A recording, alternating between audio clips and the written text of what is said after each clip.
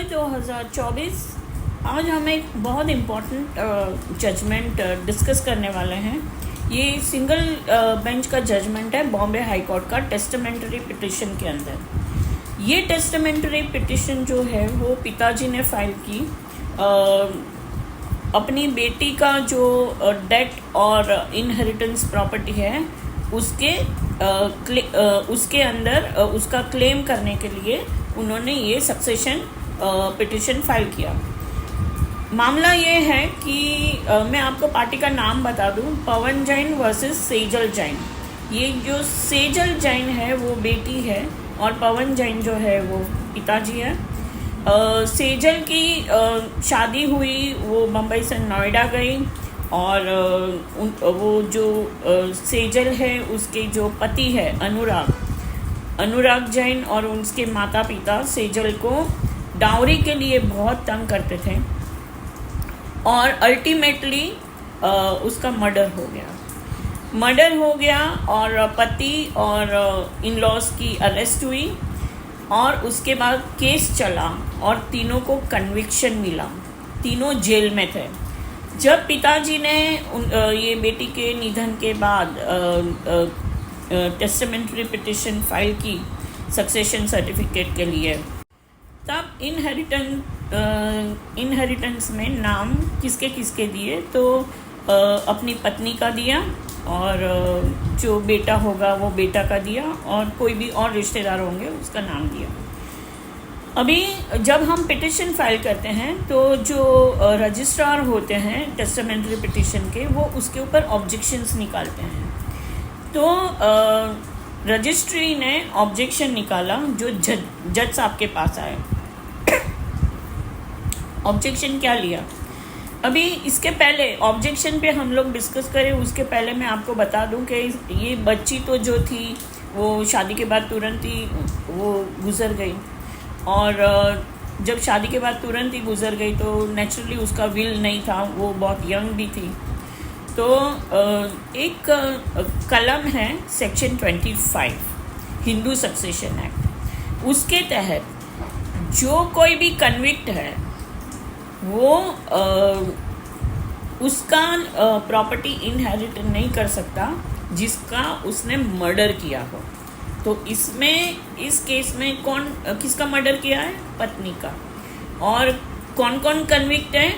पति, mother in law और father in law.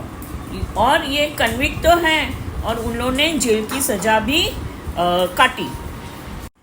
अब हम बात करते हैं रजिस्ट्री में। तो रजिस्ट्री ने ये कहा कि आपने पति और उसके माता पिता मतलब इन लॉज को क्यों सक्सेशन सर्टिफिकेट में एयर्स के हिसाब से हिंदू लॉ का जो टेबल है वो टेबल के हिसाब से उनका नाम क्यों नहीं दिया है। तो इन लोगों ने आर्ग्यू किया कि जो कलम 25 है सेक्शन 25 हिंदू सक्सेशन एक्ट 1956 उसके तहत वो लोग डिसक्वालीफाई होते हैं। तो रजिस्ट्री ने ऑब्जेक्शन लिया और ऑब्जेक्शन लेने के बाद ये मैटर गई जज साहब के पास कोर्ट में, क्योंकि ऑब्जेक्शन में ऑर्डर तो जज साहब ही पास करते हैं। तो दोनों की बाजुएं सुनी।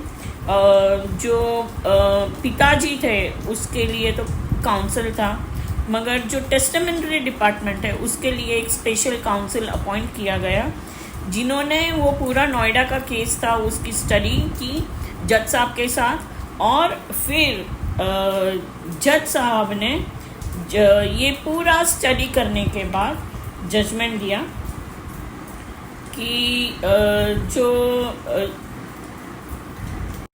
जज साहब ने रजिस्ट्री की आर्ग्यूमेंट सुनी। अभी रजिस्ट्री की भी आर्ग्यूमेंट देखो कैसी है।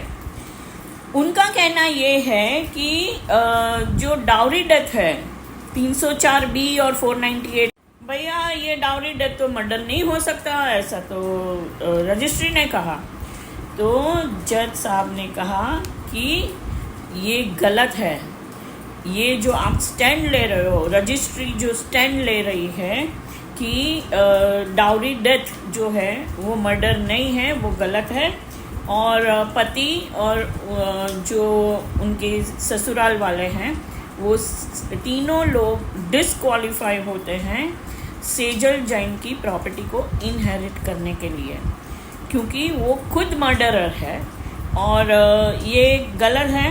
अगर वो कन्विक्ट हुआ है 304B IPC में कॉजिंग डाउरी डेथ और हैरेसमेंट 498A, तो ये जो है ये कलम 25 लगेगी और उसको मर्डर गिना जाएगा।